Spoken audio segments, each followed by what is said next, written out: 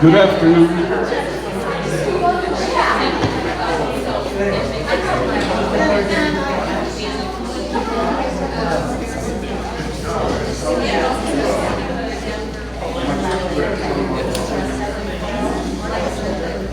So we are going to start our meeting. This is a special meeting that we're doing here in this new place. We're excited to be here, and we're excited to be receiving Pooja Sethi in place of Vikki Goodwin, who had a family problem, and she could not make it today.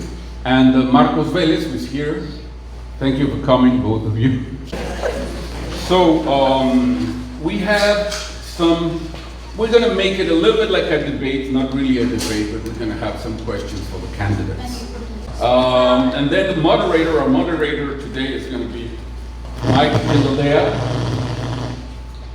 Killalea, that we all know, I guess. He is the chairman for Indivisible, and he is our past president. Made a fantastic job, and is doing a fantastic job in Indivisible. Okay. So then he will be the moderator, and then we'll have some questions that you will be asking, closing remarks, and I'll leave Mike the microphone. All right. Thank you very much. Thank you, George, and welcome everyone. I was all prepared to say that we have two wonderful Democrats here with us today, and we still have two wonderful Democrats with us here today. They're just two different Democrats. Well, one of them's different anyway. And so they are vying to be our Democratic candidate for Lieutenant Governor. If you know anything about that position, you know it's one of the most powerful in the nation, really, among state officials. And so this is a critical race, folks, if we're going to turn the state blue. So I hope I didn't just jinx it there, but I think this is going to be the year. So thank you all for coming, and if you're joining us by live stream, enjoy that, and thanks to Jack Alford for setting that up. He does a great job. He's a wizard. So we have two candidates. First we have, well, I'm going to mention Vikki. Vikki is a four-time state legislator and a small business owner. Marcos Vélez began his career as a refinery worker, and then he segued into a labor leader position and with the United Steelworkers. So Pooja, who's filling in for Vikki today, is was former chief of staff for Vikki. So she knows the ins and outs, how Vikki's mind works and all the policy positions. And she is was former chair, I believe, of Travis County Democratic Party, and she's currently running for House District 47, which was Vikki's old seat. So can I have a nice, warm, rousing NSD applause of thanks and welcome for our candidates, please.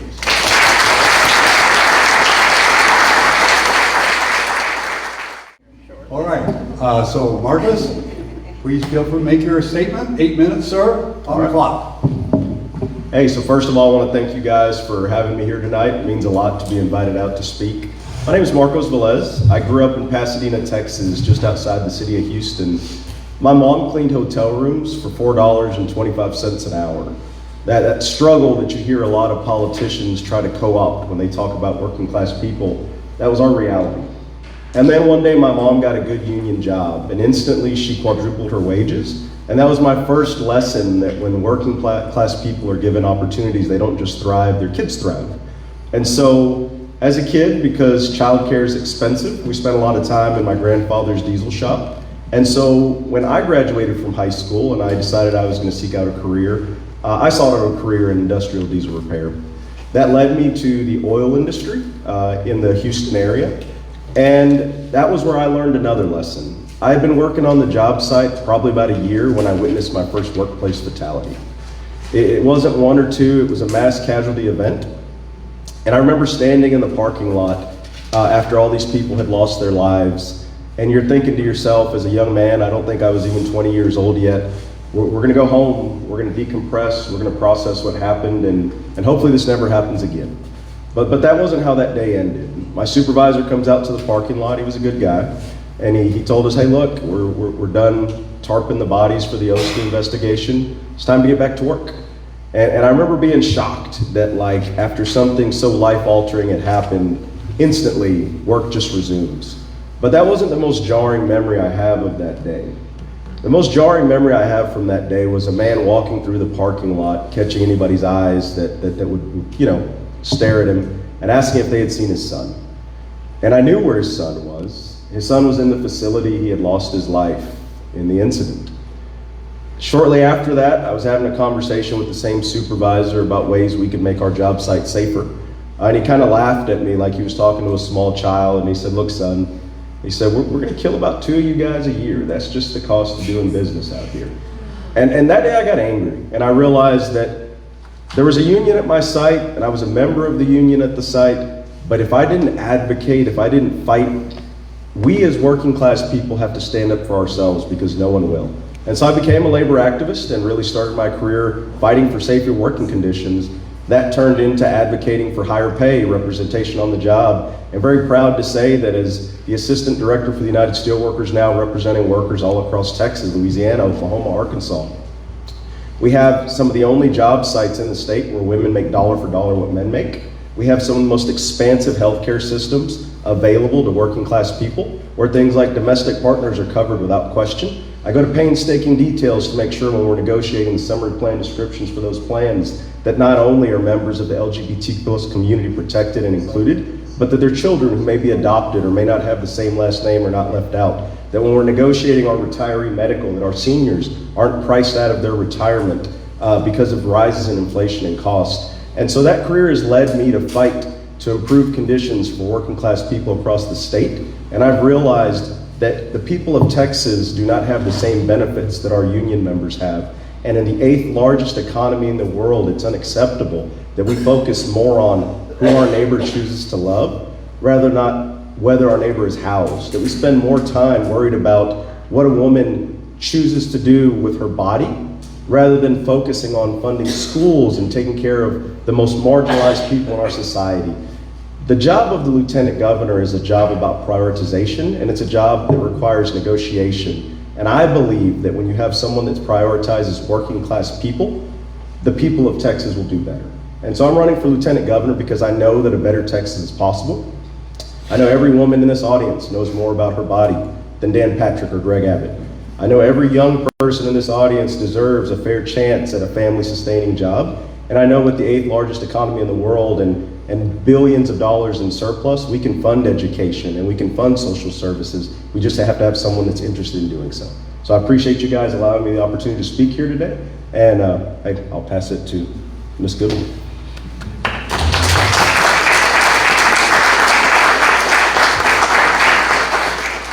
Thank you. Yes, Mike, 8 minutes is a long time.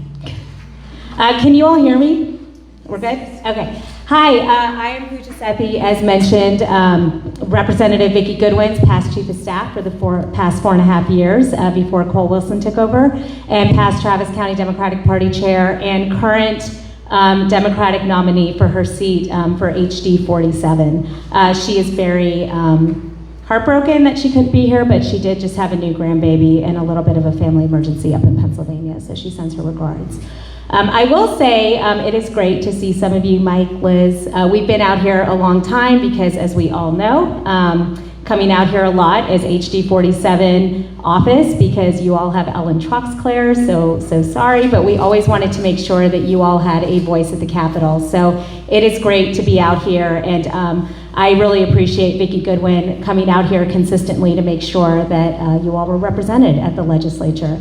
So I'm going to tell you a little bit. It is very rare that a chief gets to sit here and talk about her boss. And I get to do this, and I'm so happy that I get to do this because I am not here because I have to be. I'm not here because I'm paid to be. I'm not part of the campaign team. I'm here because I look at my young son and my Indian family in Texas, and I know after seeing Vikki for the past 4.5 years at the legislature that I believe that she is truly the best person to be our lieutenant governor. Dan Patrick has done nothing to represent my family or make my family feel safe.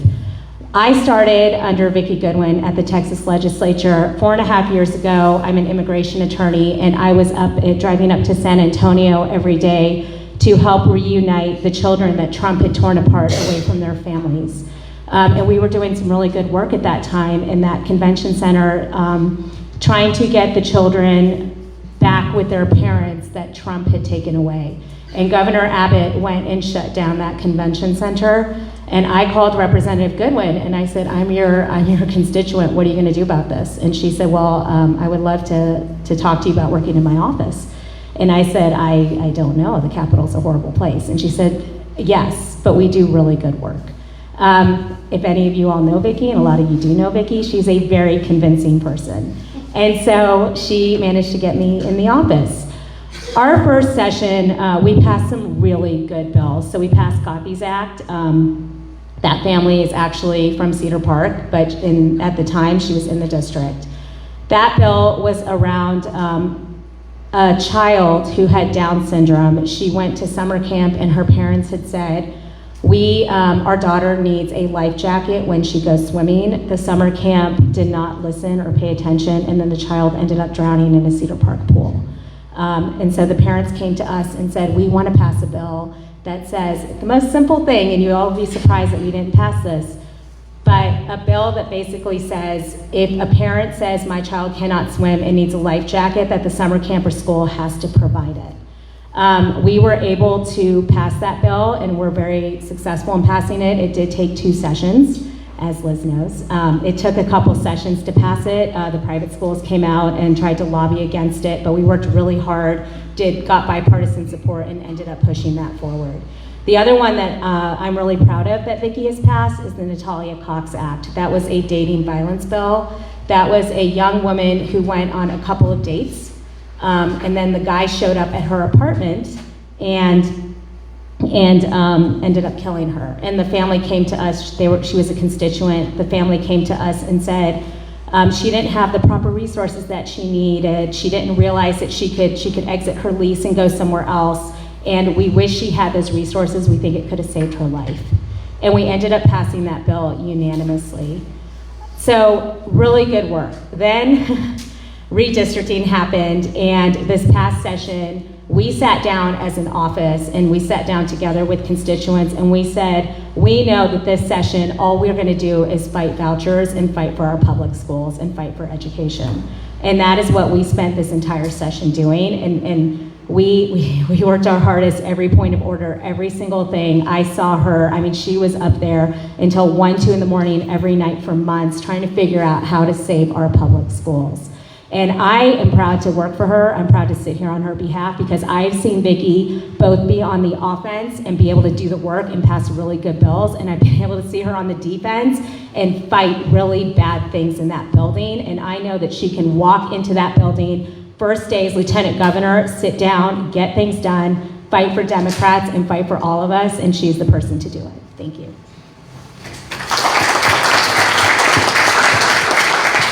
Thank you, Pooja and Marcos. Appreciate it very much. And for question 1, we're coming right back to you, Pooja. So that question is, what will Vikki's 3 top priorities be as Lieutenant Governor? Thank you. I was so passionate talking about her, I was thinking I didn't even mention those. So.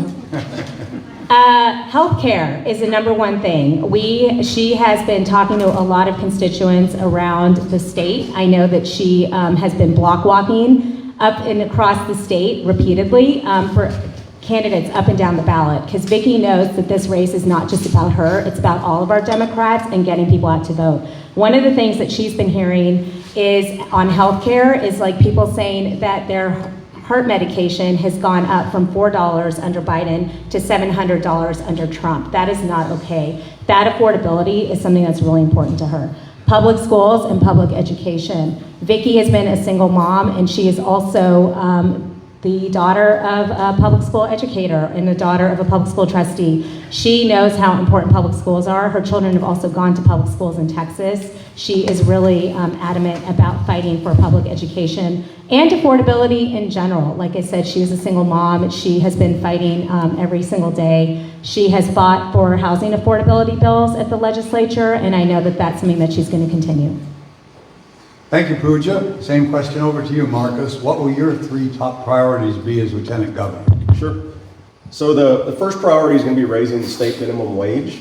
I think when you look at what's going on in Texas, even though a lot of people would argue that they don't make the minimum wage, all wages are set with a certain amount of gap between the state minimum wage and what employers pay. There's a lot of people struggling with the affordability crisis right now. And there's an increase in the number of young people that are struggling with either student debt or underemployment. And so raising wages in the state is a big priority for me. Followed by that, I'm looking at expanding funding for education. We carry a surplus over in this state every single year.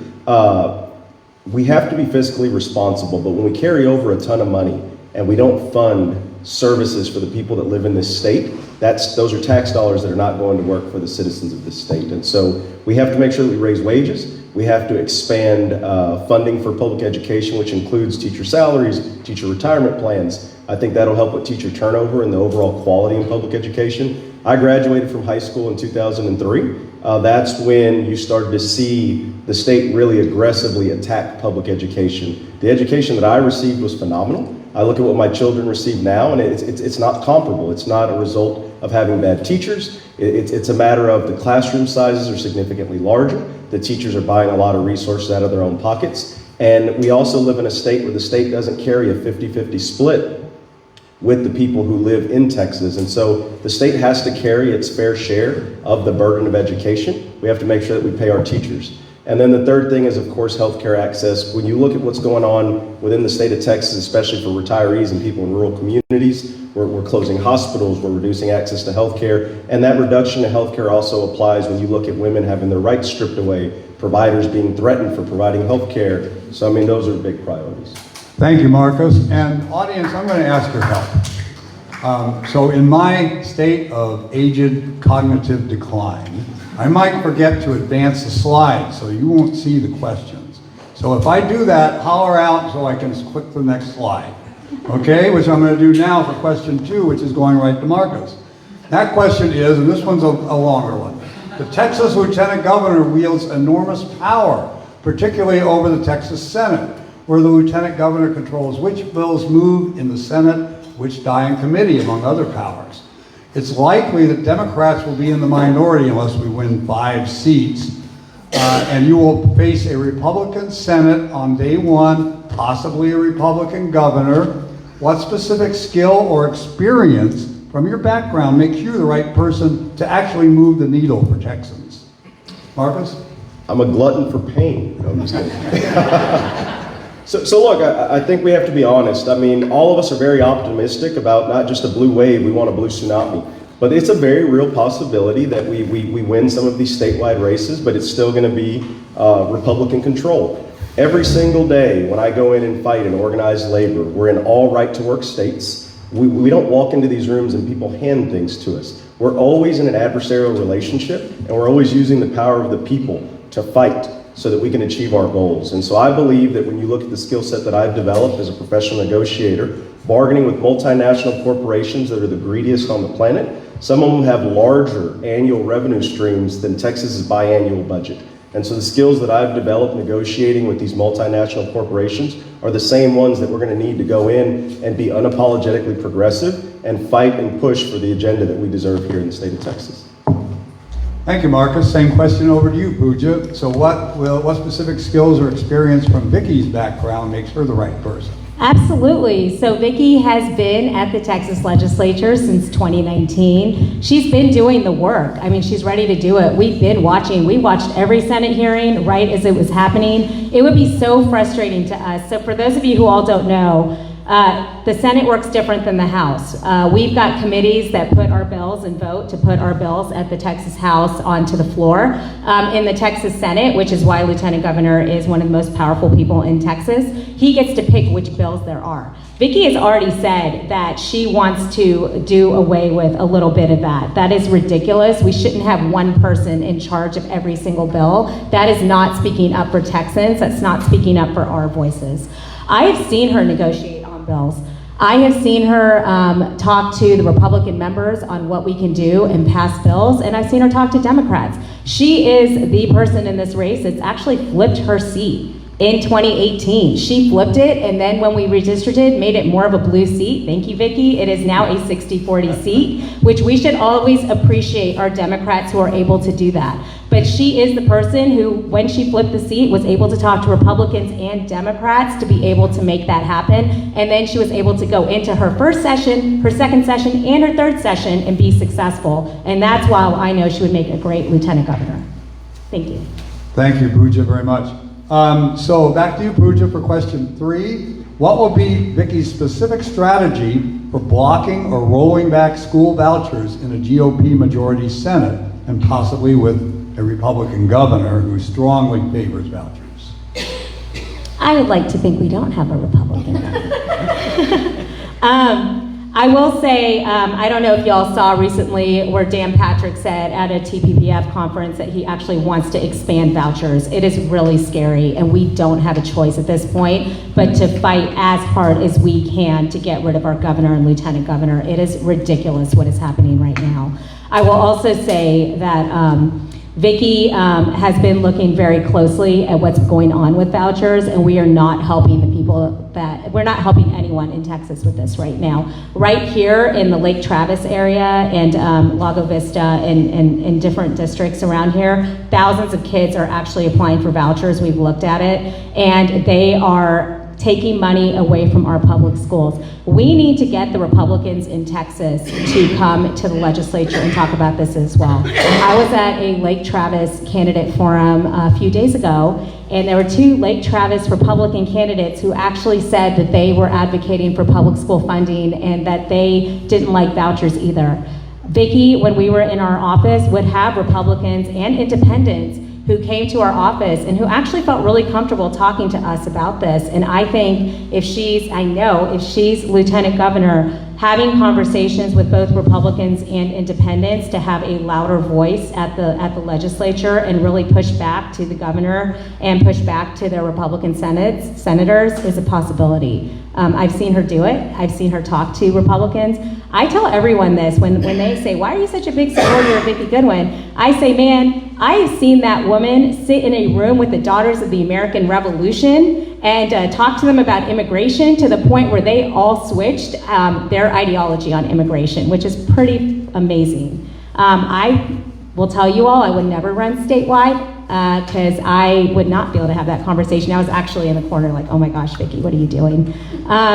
But she can do it. She knows how to have these conversations, and she's successful. But yes, rolling back vouchers, helping our special needs students is her #1 priority. And if she's lieutenant governor, she said she's going to completely roll back the voucher scam all the way. Thank you.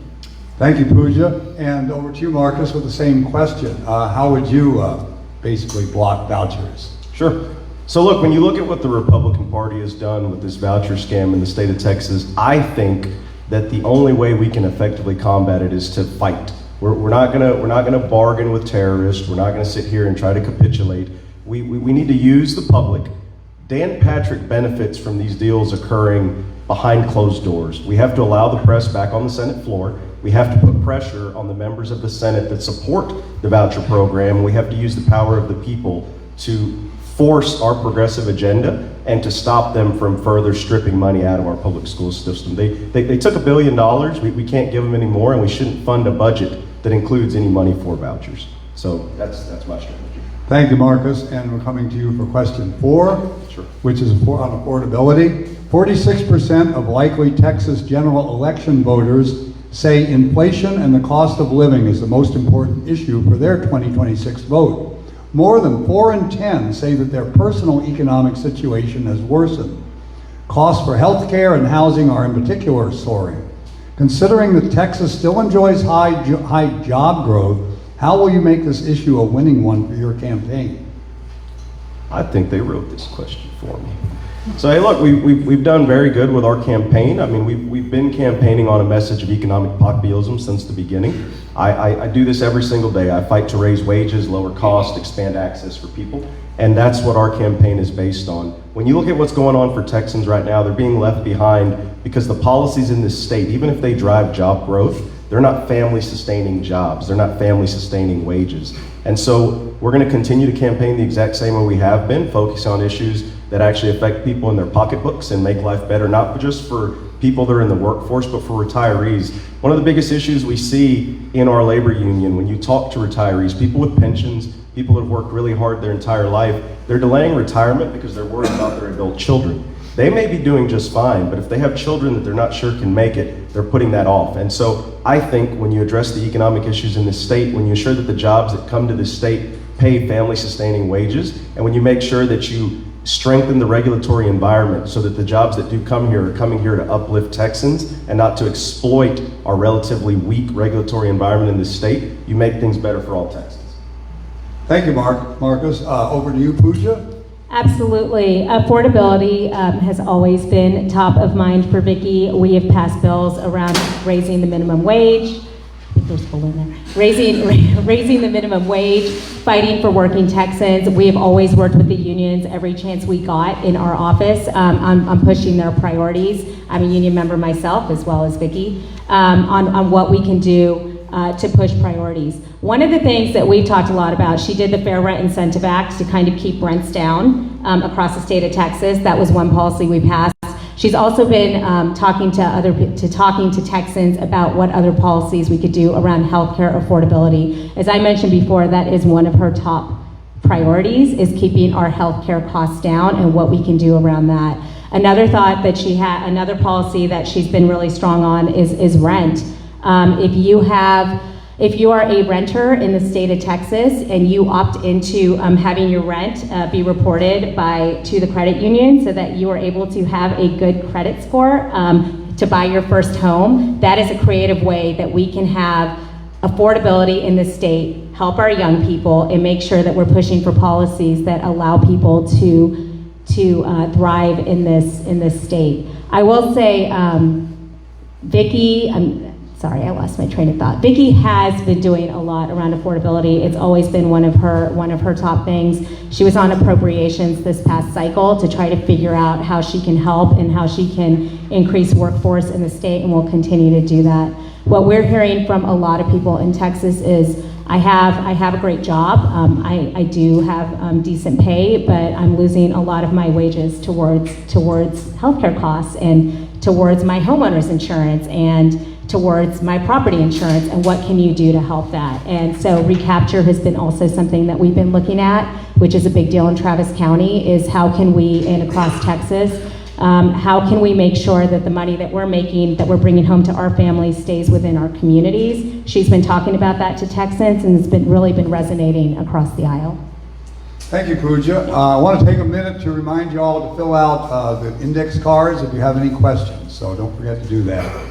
And a friendly NSD volunteer will pick them up from you if you just raise your hand.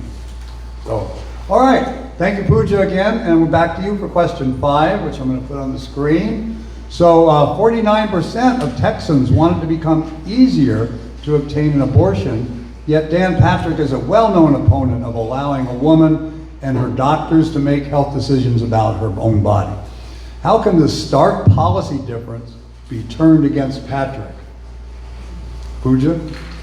Well, as you all can imagine, Vikki and I, as women in Texas, face this on a very personal level. And so it is something that we have been at the forefront of.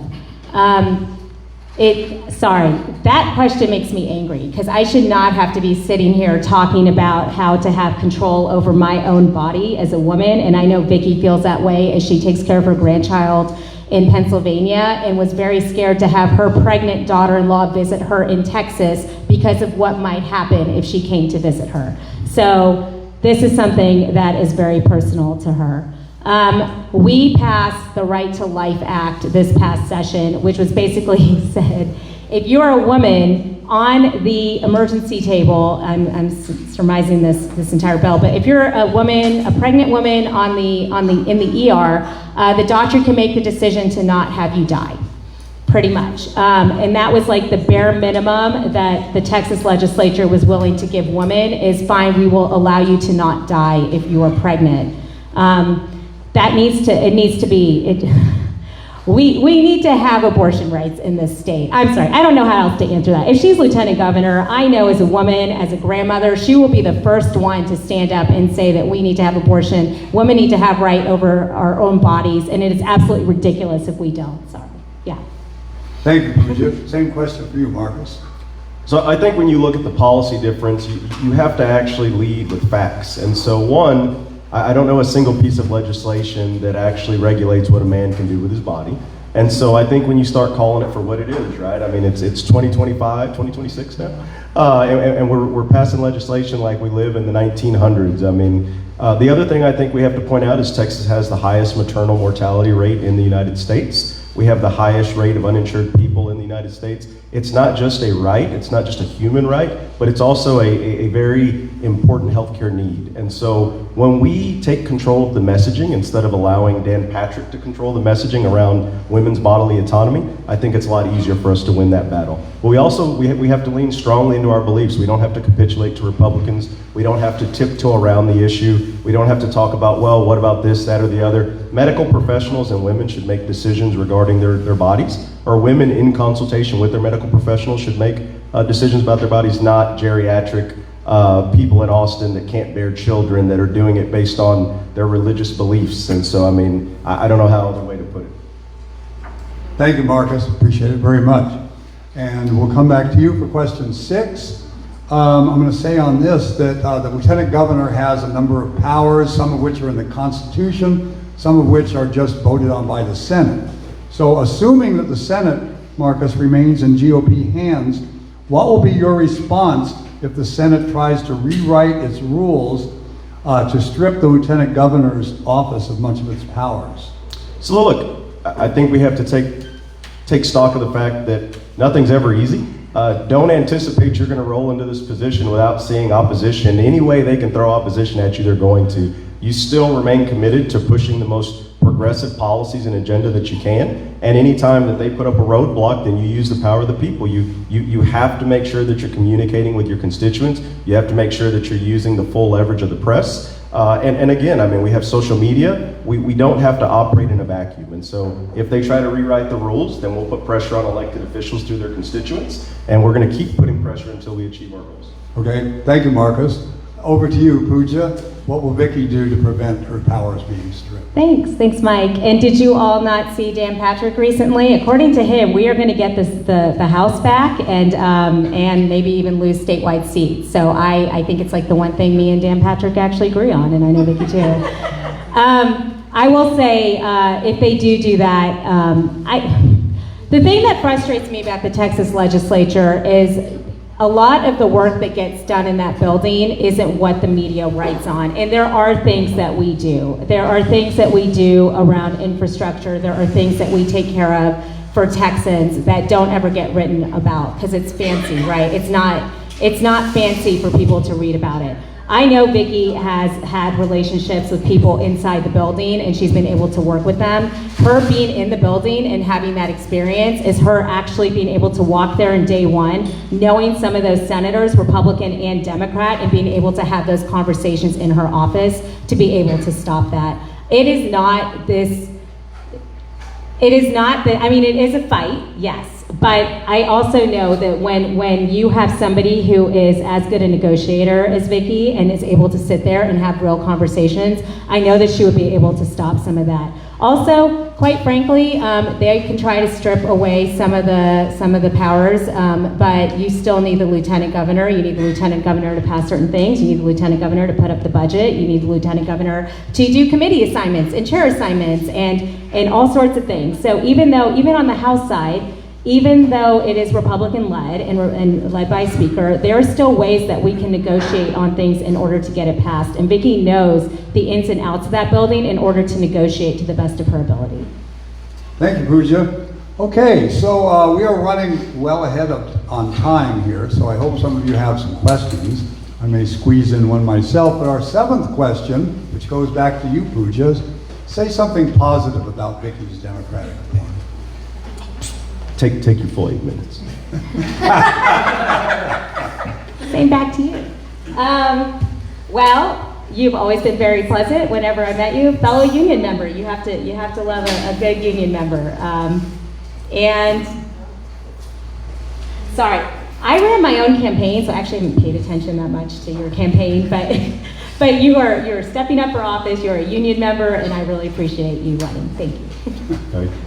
Thank you, Pooja. And Marcus, same thing for you. What would you say positive about Vikki? Sure. Hey, she surrounds herself with great people. I've never met anyone from her team that I dislike. Okay.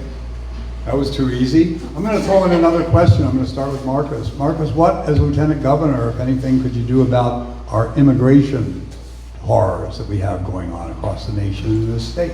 Yeah, so look, I mean, the biggest issue with immigration is the fact that we've created this weaponized system against people that are really here seeking out a better life. And so the first thing I would do is I wouldn't participate or invest any of our state money in attacking people that are seeking out a better life for them and their families. I also believe as Lieutenant Governor, we need to prioritize legislation that helps people obtain the right to work within the state.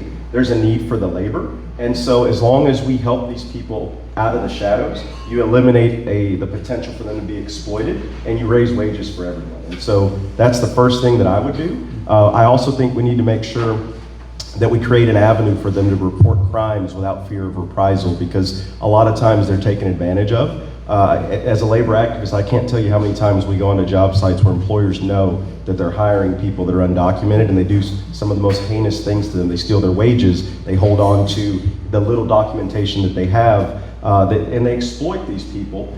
Then when Texans complain about them taking their jobs, it's a misunderstanding. No one took your job. Your job was taken by a bad trade deal. Your job was taken by corporate greed. A human being did not take your job. And so the other thing we can do is ensure that we focus on messaging so that people understand the real root causes of the problems.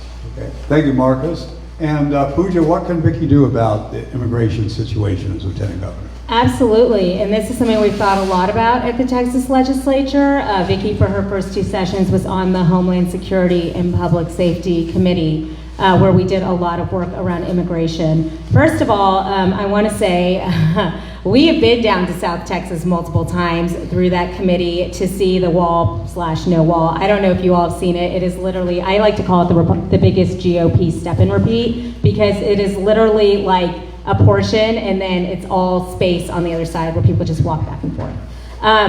And so we don't need to put our resources into a border wall.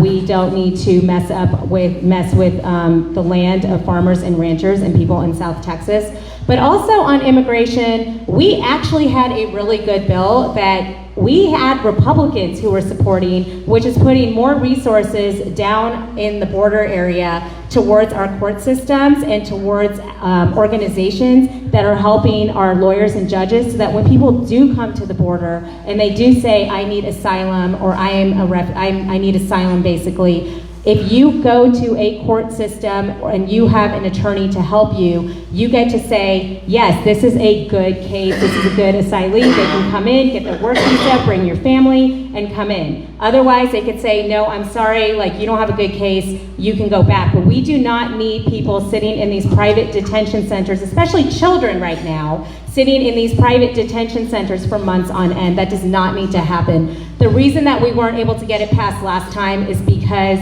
at the time, the Republicans that were working with us on that bill, after Trump got elected, they said, I'm sorry, there's a Trump mandate, basically, we're gonna let Trump have immigration, we're not touching it here at the Texas Legislature. I know we won't have that same mandate going in, and so I know that we can pass some really good bills around that. Thank you. Thank you, Pooja. I think I'm going to change it just a little bit. We have several good audience questions I'd like to hit you all with. So can we reserve your closing statements until we finish these questions? Would that be okay? Yeah. Yeah, we've got a lot of time. So, first question, and I guess this goes to Pooja. How would you start getting religion out of public schools? I love this question. I want to say, well, okay, 1 second about me. I will be the first Hindu at the Texas legislature that has ever been there. I will also be the first Indian American and the first Asian Democratic woman. And the reason I'm mentioning that, sitting here in Vikki Goodwin's spot, is it would not be because of Vikki Goodwin, who gave me my job as chief when the only time I'd ever been in the Capitol before that was for the Wendy Davis filibuster. But also watching her every single day fight for me, because they would come every month, the Bible study group would come every month into our office to try to convert me, and she really stood up for not just my religion, but for every religion. I have seen her be inclusive of every single person that not just came into our office, but also out in the community. I have been with her at temples, mosques, Buddhist temples, churches, everywhere. And that's how I know that she will represent every single student in Texas, which is why I know she will help my child in Texas. Religion in schools. We cannot have religion in schools. We cannot have politics in schools. I was recently, and I know Vikki had also been talking about the State Board of Education trying to change their social studies curriculum. They're constantly trying to put religion into our curriculum. And we have fought up this time and time again. They should not be doing this, but I also know that she's able to talk about this in a way. She does go to church, and she's able to talk about it in a way, and she stood on that floor and talked about it the same way that Rep. Talarico and Rep. Busey and everyone and Rep. Hinojosa, I mean, they're able to stand there and say, look, I am of the same religion as you. We shouldn't have religion in classrooms. We shouldn't make children feel divided and feel left out and feel like they're less than other children just because of who they are. And that's not okay. And I know Vikki is the person to stand up and be able to do it. I've seen her do it. Thank you. Thank you, Pooja. And Marcus, how would you get religion out of public schools? Sure. The quickest way, in my opinion, is by returning local control. We have this state takeover of multiple school districts. We're kicking out elected school boards. We're putting pressure on the State Board of Education to control the narrative of what's taught in the classroom. We need to make sure that we're actually teaching children math, science, history. We don't need to worry about whether or not the 10 Commandments hang on the wall, because again, there should be a separation of church and state. And so I believe by returning local control, protecting educators, allowing them to actually teach instead of going after them when they don't teach what we want them to teach out of some religious text, is the quickest and easiest way to get religion out of schools. Thank you, Marcus. And so the next audience question is for you.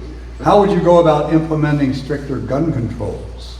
Look, I actually like this question because I believe that as a Democratic Party, we have a very poor understanding of how existing gun control even works. I've said this at a couple forums, but a lot of people don't realize when someone walks into a store to purchase a firearm today, we can argue all we want about passing new legislation, but there are a couple changes that we could make tomorrow that would save thousands and thousands of lives. Right now, when people walk into a store to buy a gun, the guns that you have to pass a background check for, that background check goes to a bunch of local police stations, and if they don't respond within a 3-day period because of federal law, that store is allowed to sell that gun. They could be selling that gun to a convicted felon, they could be selling it to someone who's been charged with domestic violence, and that's a simple funding issue that with our multi-billion-dollar surplus, we could invest in the system and ensure that one, we have enough money so that those background checks are actually coming back, but two, right now, firearms within this state are shipped just like Amazon packages. They're thrown on the doorsteps of gun stores, they're left out, and there's a division created by FedEx because so many firearms are lost that they search for the missing firearm packages. Where do those guns go when they're lost? And so initially, day one, to me, those are the initial changes we have to make. That would take guns off the street right now that are going into the wrong hands. And then beyond that, obviously, you can look at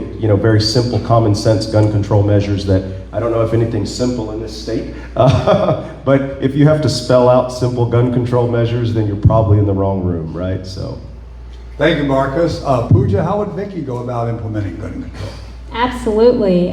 This is part of the reason why she's running. After our first session, which was the 88th session, we spent hours in that building with the Uvalde families. That was at the time of the Uvalde shooting. They had come to the Texas legislature on the Raise the Age bill. We fought really hard to get that bill passed for the families. And we actually got it out of committee with 2 Republican members voting on it. And I will never forget that day. I will never forget how Vikki did that. The parents and the families and Vikki Goodwin herself and all the reps were actually crying. She has passed gun control measures at least out of committee and knows that if we can make the Texas House and the Texas Senate a little bit more blue, if we keep up the fight on this, that she will be able to push it further. I have said that when I am there, I will file the raise the age bill for the Uvalde families. I promised them it's the first bill I file, and I have also said that when Vikki Goodwin is lieutenant governor, it was to be the first bill that she passes. We don't have a choice. Even Florida has passed this bill for our Texas children. We have filed bills around gun, we don't say gun control, we say common sense gun reform. We have filed bills around that. There have been some good bills that passed this past session. They went and completely got rid of pretty much a lot of the safeguards that we have around gun control, and it's been pretty hard to watch. But I do know that that will be one of her top priorities. She actually, after our first session, the 88th session together, there was a Republican bill that actually got passed through the House, went to the Senate, had senators, Frederick Fraser bill, had senators on board with it, and it was stopped by Dan Patrick. And it was at that moment that she sat down with me and said, I want to run for lieutenant governor. If we can't save the people of Texas, if we can't save the lives of our Texas children, why am I here? I need to step up, I need to go further, and I need to actually do something to protect you all. Thank you, Pooja. And the next question is also for you, and the audience member says, I don't think running as I'm not Dan Patrick, or fill in your favorite Republican, is a winning strategy. What is your strategy to turn the state blue? Speaking for Vikki, on Vikki's behalf. Yeah, I do not promise that I can turn this state blue. You all do not want me to run statewide. But Vikki can, which is why I'm here. She is not running as I am not Dan Patrick. She is running as I'm Vikki Goodwin. I've done the work, I've had the experience, and I have been in that building, and I know how to do this. I know how to pass good legislation, and I'm ready to stand up for Texans. I mentioned before about Vikki speaking to the Daughters of the American Revolution. She has stood up and talked to people on all sides of the aisle, whether it's been the chambers or the Rotary clubs. She's done this across the state of Texas. This isn't new work for her. This isn't her waking up one day and saying, I want to run for office, I'm really angry. This is her standing up in 2018, seeing what happened with Trump, saying, I can't have this, I'm flipping this seat, getting out there, actually doing it when no one else thought she would, seeing that she could go further. Vikki is stepping up because she knows this is what Texas needs, and she's stepping up because she knows she's the right person to do it. And that's why she's running, not because I hate Dan Patrick, but because I'm here to stand up for Texas kids. I'm here to make sure that we have water. I'm here to make sure that we have health care and affordability. I pass bills on this, and I know how to do this and stand up for you all. Thank you, Pooja. Yeah, of course. And Marcus, what is your strategy for turning it blue? Sure. So I think a lot of candidates are focused on the anger at Trump instead of focusing on their actual agenda. And so my strategy for turning Texas blue is going to be to continue to travel the state, talking to people about economic populism and improving their overall financial situation. That's what I do on a daily basis for working class people.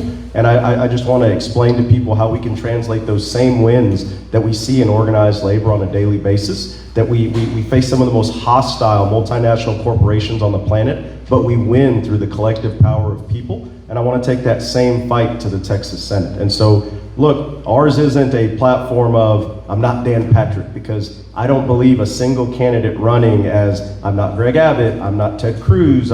We've had some phenomenal candidates in the state of Texas. But running on a platform of, I'm not the Republican, is never going to win a race. But I don't think traditional candidates win these races. I think government was meant to be run for the people, by the people. And I believe that the people of Texas are responding positively to non-traditional candidates. And that's why I'm so excited about this campaign that we're running and we're going to continue to run.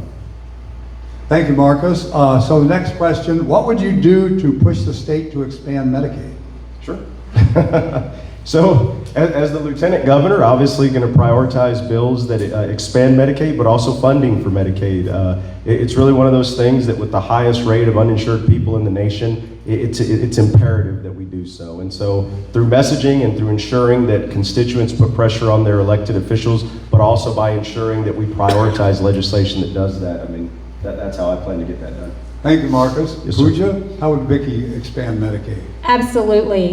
We have filed a bill every session around expanding Medicaid, and we chipped away at it a little bit each session. I know that the way to expand it is, yes, file a bill and do all that, but you also need to put our most vulnerable people front and center of the Republicans. You also need to talk about our children, our pregnant people, our people who need mental health care access, our rural areas where the hospitals are shutting down. I mean, those are Republican areas, and we need to be talking to people in those areas about how they're impacted. Somebody once told me they went to Tyler, Texas recently, and they were like, don't get bit by a snake in Tyler because you will die in the ambulance on the way to Austin. That is where we are in the state of Texas. It is absolutely ridiculous because we are supposed to be a first world nation, one of the largest economies in the world, and we are actively not providing health care to Texans. And so expanding Medicaid, chipping away at it a little bit each session is how it's been going. I know that Vikki knows how to do that. She's filed bills around it every session, but also if she's lieutenant governor, I know that she's going to take it even further. We have to. We don't have a choice at this point. Thank you. Okay, and Pooja, next question to you. What is Vikki's plan to reverse and eliminate gerrymandering in the state? Vikki has filed the Independent Redistricting Commission bill every single session. It is something that she's been very vocal about. She believes, and I know she believes this, I was there for redistricting, people who are running for their seats, whether Republican or Democrat, should not be drawing their own seats. It is a little, there's a little bit of conflict there. But having an independent redistricting commission is a bill and something that she will prioritize and push forward because it is absolutely imperative that we do that. If we are not right now, I mean, I'm sitting in a seat where it's 60-40 and I'm still going out there and talking to everyone every day and talking to the independents. Let's be frank, I don't really have to, right? Because I could just sit back and say it's a very Democratic seat. I don't have to do anything. We cannot do that in Texas. Texans are not being heard if we're doing that. And so the Independent Redistricting Commission is very important. It's something that she's cared a lot about because she really truly believes in democracy. She believes in every voice being heard and something that she'll keep pushing on. Thank you, Pooja. And Marcus, what would be your plan to reverse and end gerrymandering in Texas? So look, I mean, not a whole lot of policy difference there. Redistricting should be based on population. It shouldn't be based on any partisan gain. It shouldn't be done to give any party any edge. And so I think redistricting has to be based on data. And we have to stop trying to draw these districts where they favor candidates so that we can have more power one way or the other. Thank you very much, Marcus. Let's see here. Let me pull a good question out. So, Marcus, Texas is one of the worst states for construction of multifamily housing. Sorry, I have a little legibility problem here. It's more my reading than the author. What is your plan to improve construction and permits for apartments and multifamily housing? Sure. So look, I think that's one of the cool powers of the Lieutenant Governor's office. The Lieutenant Governor has a lot of power over state-sponsored apprenticeship programs.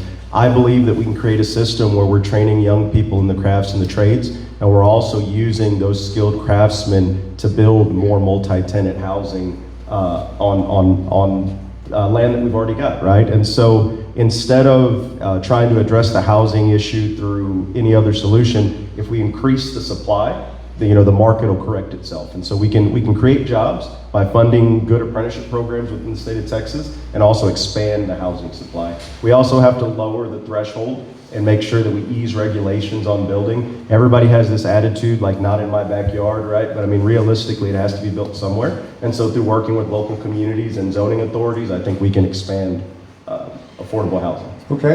And Pooja, same question for you. How would Vikki work to improve construction and permitting for multifamily homes and apartments? Absolutely. First of all, we need to stop these preemption bills. We need to stop. We need to allow for local control. I think it's really hard when you have you're sitting in the state and the lieutenant governor, and you're telling a city that you can or cannot do this one thing right here. It's actually ridiculous. We need to allow for the people locally that we elect to be able to run the cities and in the counties how they choose and what's best for the constituents who elect them. We have fought that every single session.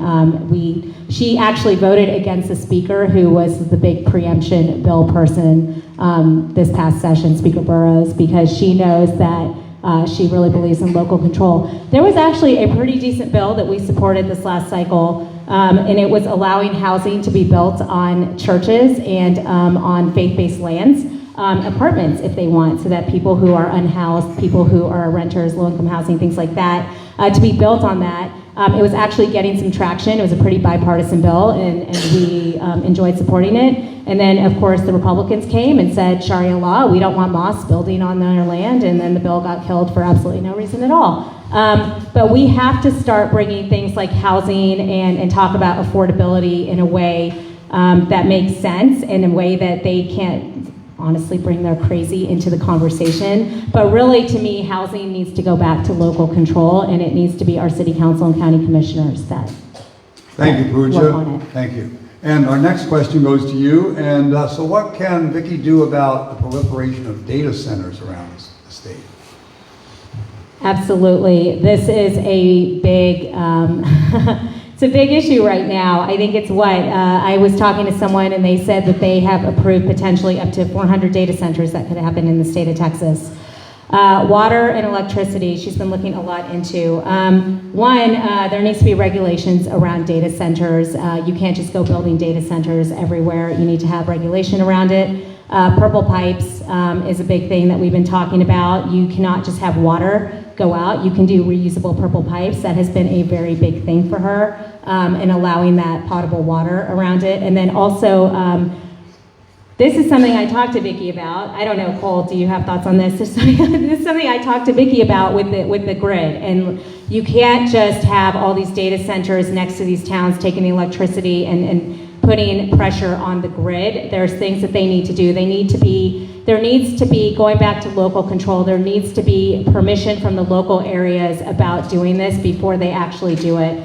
Out in HD 47, there was a thought that they were putting a data center pretty much right there on 2222 in the 3M area, and people are really scared about that because they're saying, how is that going to be on our grid? It turns out they look deeper into it, and it's not going to happen. But it is really scary. I mean, it's really scary for people to know that when we live in a state where we don't know if our power is always going to stay on, and now that we're putting all these data centers in the state of Texas that are going to impact our electricity and whether we're going to have power on in the heat, it's really scary for us. So I know that she is really big on making sure data centers don't happen unless the local community works with people on it, unless they're okay with it. But I know that she believes in very strong regulations on data centers. Thank you, Pooja. Marcus, what do you see that you could do to stop the proliferation of data centers? Sure. So the reason that you see these data centers coming here is because of Texas' weak regulatory environment. They're exploiting our resources, they're taking advantage of our communities.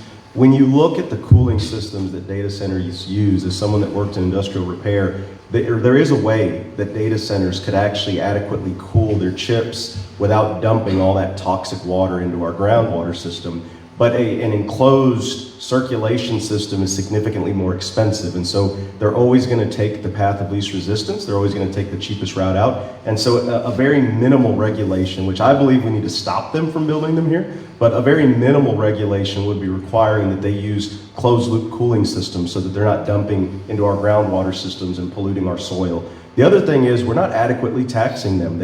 If any of you guys read the newspaper, I mean, a story came out this morning talking about how they have one of the largest tax breaks in the state for any kind of business entity. When you look at job creation within the state, you create a small number of construction jobs when you're building them, but as far as sustained jobs, it's almost zero. And so we get nothing out of building these data centers. We lose our land, we lose the quality of our soil and our water, and it's all takeaways from the state of Texas. And so I believe that if we allow them at all, which I'm not an advocate of allowing them at all, we need to make sure that we very tightly regulate them. We need to make sure that they pay their fair share of taxes, and we need to make sure that they're upholding the highest environmental standards. Thank you, Marcus. And back to you again. So as Lieutenant Governor, what could you do, or what would you do to end the persecution of LGBTQ people, and particularly the limitations on gender-affirming care for trans children or any person? Sure. Hey, look, I think the hardest part about that question is the fact that they're people, right? I mean, like the fact that the government we have now doesn't even acknowledge that members of the LGBTQ plus community are people. It's disgusting. I always think of like the pictures you see from the civil rights movement when they were protesting the use of integrated bathrooms or water fountains. And I think like, wow, like could you imagine being one of those people when we look at it through our lens today? But we're living in the same times, that the way that the state treats our LGBTQ plus brothers and sisters. And so first and foremost, we're not going to pass any legislation or move any legislation that attacks the LGBTQ plus community. We're going to make sure that we prioritize legislation that protects the community, and we're going to ensure that they always have a space and a voice within our office. And that starts by who we appoint to positions, who we appoint to committees. I said on the Dallas Stonewall Zoom, you have people like State Senator Molly Cook, one of the first openly gay members of the Texas Senate, who would be an excellent committee appointment to ensure that the voices of the LGBTQ plus community are represented. So just a few small steps. Thank you, Marcus. Pooja, what would Vikki do? Absolutely.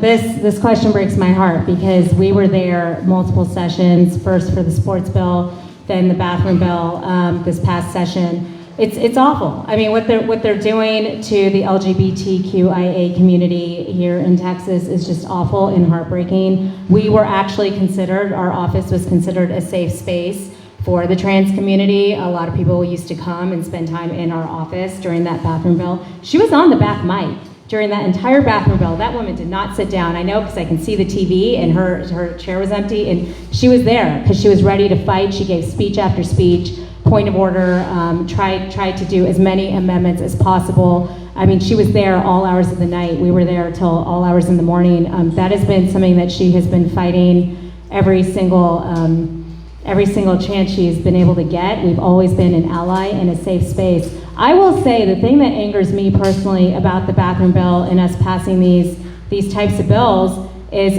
very recently my son, and I was talking to Vikki about this, my son was in theater class and a mom said, I can no longer take my son, I can't bring my son here anymore. And I said, why not? And she said, because I'm a divorced parent, my son is in a wheelchair, and I can no longer push him into the bathroom to help him because of the bathroom bill. We are passing bills in the state of Texas, quite frankly, so Dan Patrick, Governor Abbott, and all of the far-right Republicans can go run for office without thinking of who we're impacting. And I think Vikki is someone who knows to bring these voices into the Capitol, to start having these real conversations and saying, stop passing these policies that don't help people and are really impactful and harmful to all communities. But we have always been inclusive and a safe space for the community, and I cannot wait till she's lieutenant governor and is a safe space for the LGBTQIA community in the Texas Senate. Can y'all imagine? That will be amazing.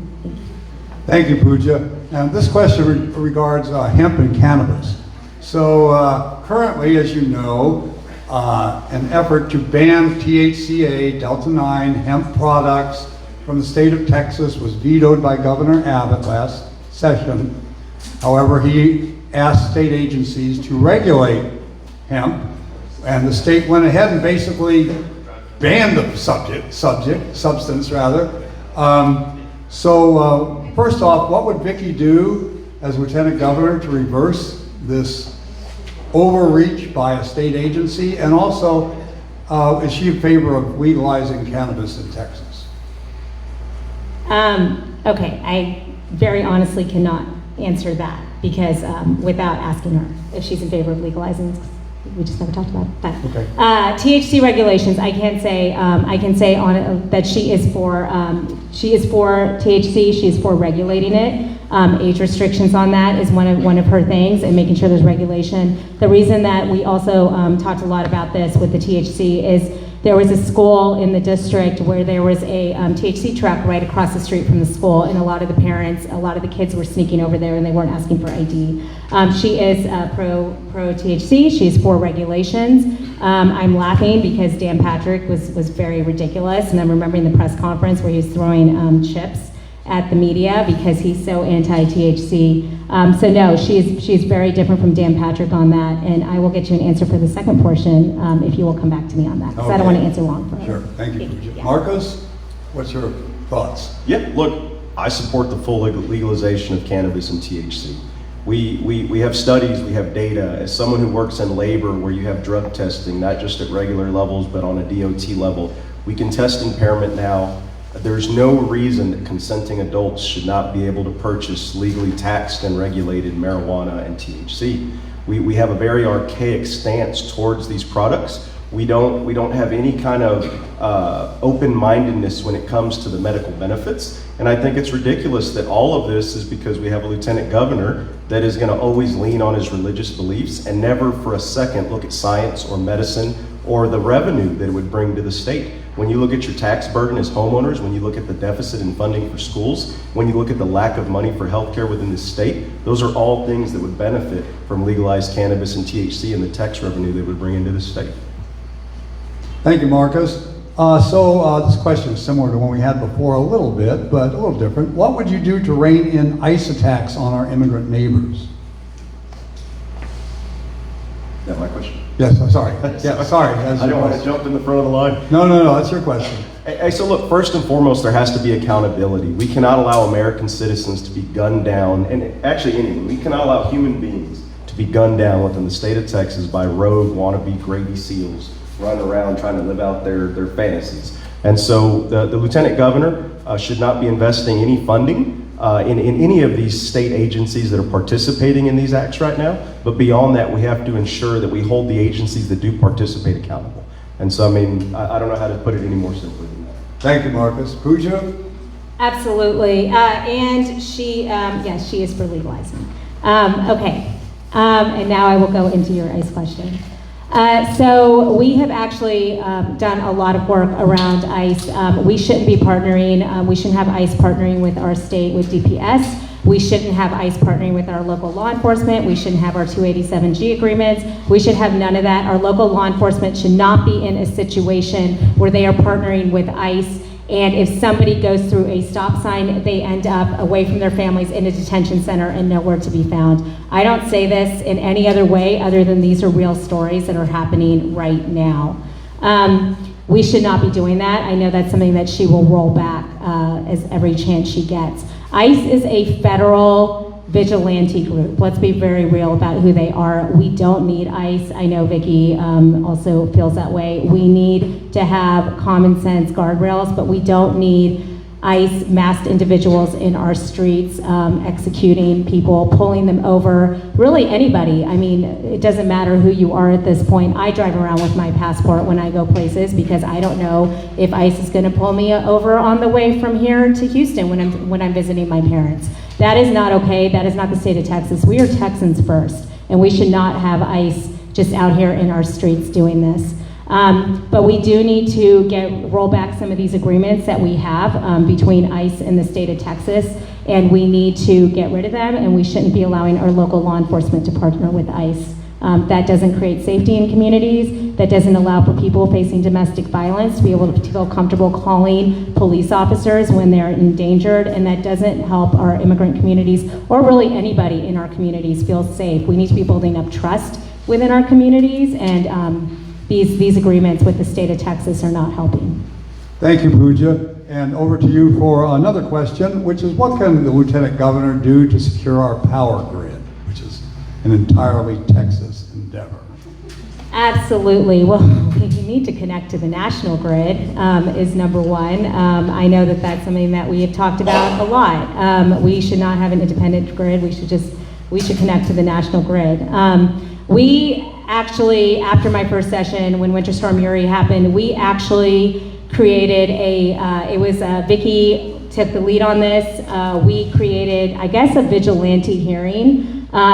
At the time, the Texas House, the Texas Senate, we saw after that session, they did nothing to strengthen our electric grid. So we did a hearing with other members who were willing to show up, and we had a lot of Democratic members, of course, willing to show up and listen to families who had lost family members, listen to people who talked about how to strengthen our power grid, and really talk to engineers and everyone who who were really saying this is what we could do to move forward. We have not done anything to help our electric grid the way that we need to after Winter Storm Uri, and we really need to work harder to get our power grid strengthened. We have talked a lot about more, is my mic? It might be, sorry. Oh, okay, I'll end it there. Thank you. We need to strengthen our power grid, make Right. sure that we stop losing lives. Thank you, Thank Pooja. you. Same question, Marcos. What would you as Lieutenant Governor do to strengthen our Texas power grid? So when you look at the state of Texas right now, we actually have a good amount of capacity in solar and wind that our current leadership is not allowing to be connected to the existing grid. And so we have to invest. We're carrying over a surplus. We have to spend the right amount of money, but we also have to stop attacking some of the new greener energy sources. I come from the oil industry. I believe in an all-of-the-above energy approach. And so instead of allowing partisan arguments to continue to plague the people of Texas, we need to actually allow the electrical workers that are out there right now that could very simply connect us to the existing wind and solar. We need to allow them to do that. And we need to reduce any other barriers to modernizing the grid. Thank you, Marcus. And this question is also for you. There is a war on, I guess, I haven't checked in the last 15 minutes, but yeah, a war on, oil prices are through the roof, the gate of Hormuz is closed off and on. How would that affect our elections? How's that going to affect Texas? I think the people of Texas, it's my question, right? Yes, it is. Sorry.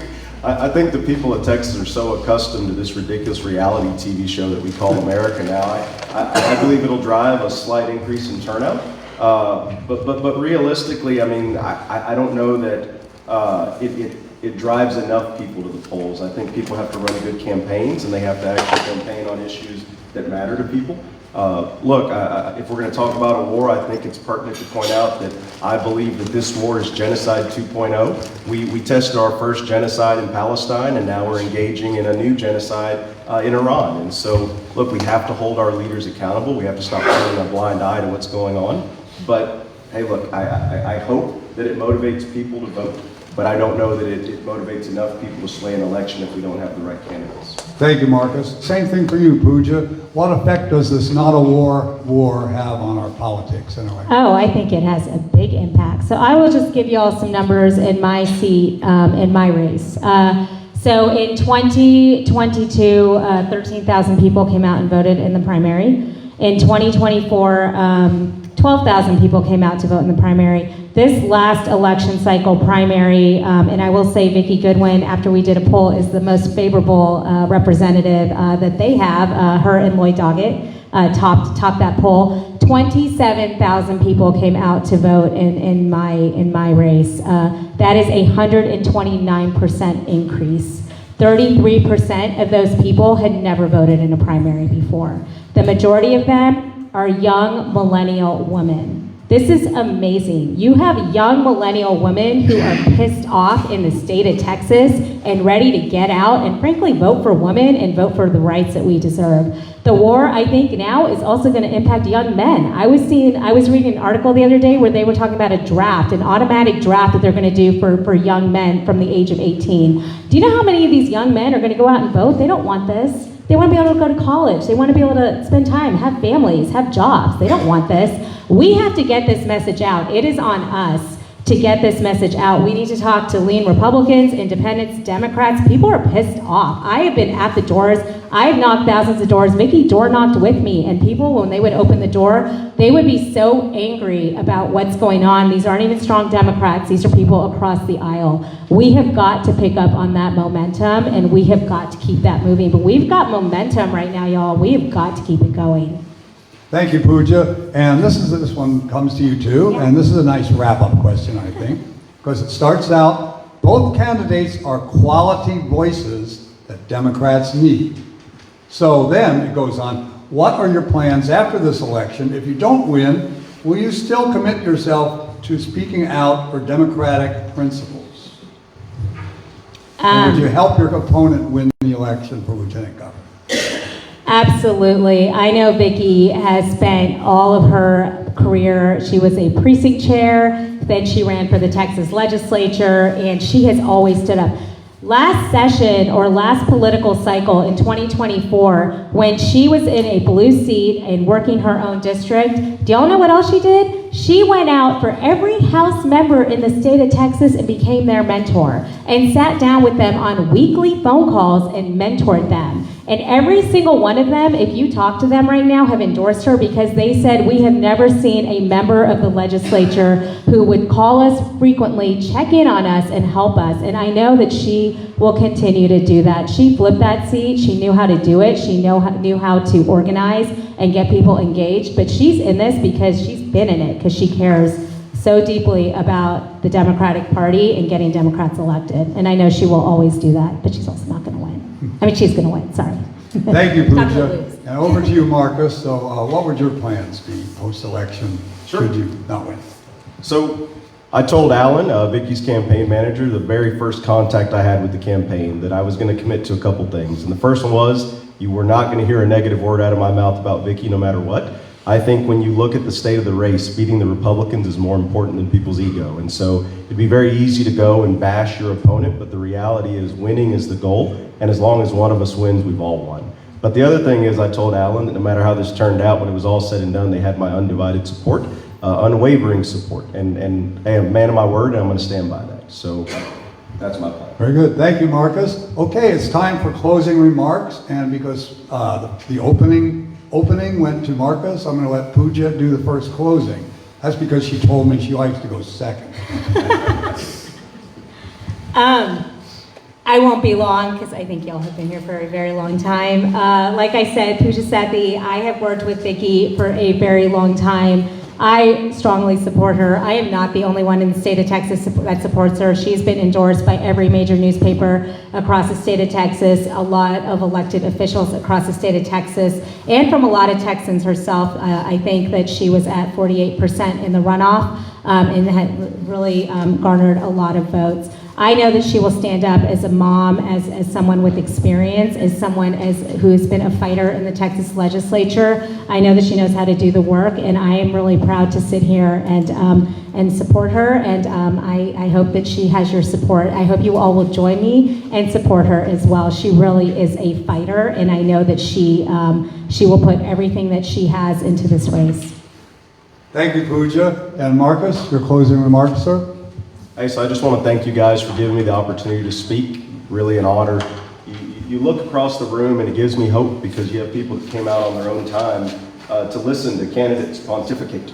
And so I say that jokingly, but hey, very hopeful about the future of Texas. And I'd be honored if you guys would go to VélezForTexas.com and check out the campaign that we're building. I genuinely believe that working class people are the future of the Democratic Party. And I think when the Democratic Party gets back to our roots, we'll be able to overturn the last 30 years of Republican rule. And so thank you guys so much for your time. And I really appreciate the opportunity to speak with you guys.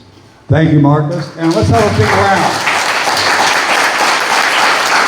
Big round of applause for Marcus, Vikki, and Pooja.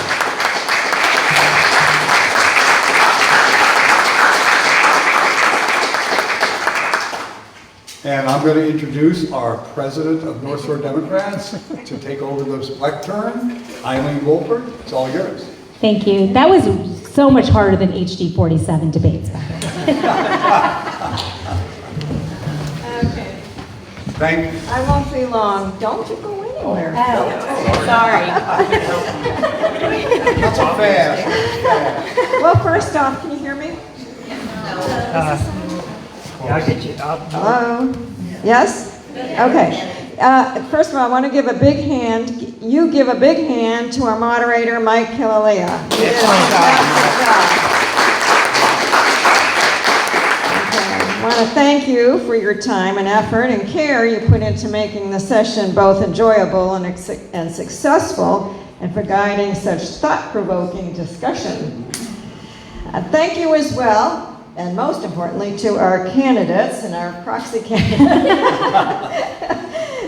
members and guests for contributing to such an informative and engaging event. We're fortunate to have two lieutenant governor candidates who each bring strong democratic values and clear vision for the future. Please join me in giving them a warm thank you and round of applause.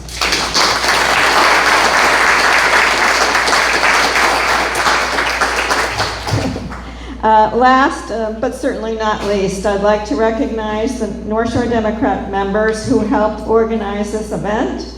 Please stand so we can acknowledge and thank you for your hard work. Members.